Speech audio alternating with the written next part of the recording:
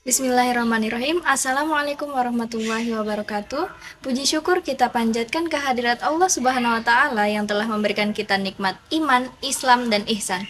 Salawat serta salam kita haturkan kepada junjungan kita Nabi Muhammad SAW beserta keluarga dan para sahabatnya.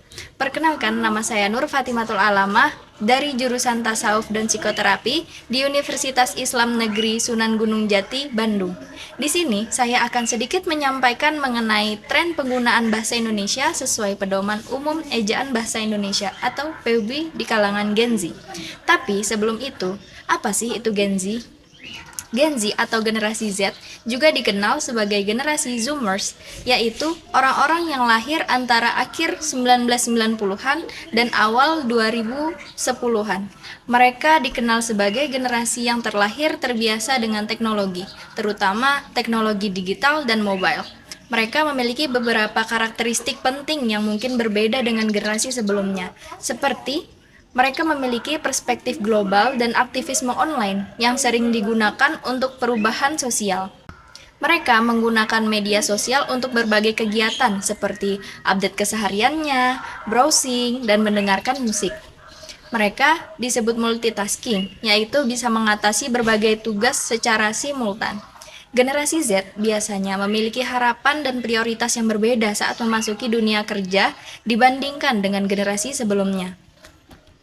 Mereka sangat diversitas, dengan 41% dunia kerja kini diisi oleh generasi Z. Tren penggunaan bahasa Indonesia sesuai pedoman umum ejaan bahasa Indonesia atau PUB di kalangan generasi Z kini menunjukkan perlu adanya kesadaran dan perkembangan.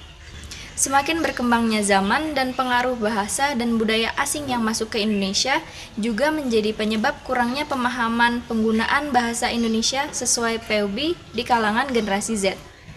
PUB atau Pedoman Umum Ejaan Bahasa Indonesia sangat perlu diterapkan dengan baik oleh generasi Z, terutama remaja yang sedang duduk di bangku akademik.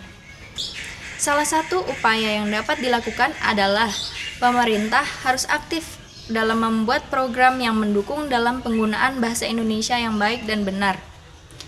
Meningkatkan pengajaran bahasa Indonesia di tingkat sekolah hingga perguruan tinggi. Dan menanamkan kepada masyarakat, terutama generasi Z, akan penggunaan bahasa Indonesia sebagai bahasa baku agar masyarakat, terutama generasi Z, semakin menyadari akan pentingnya penggunaan bahasa Indonesia yang baik dan benar.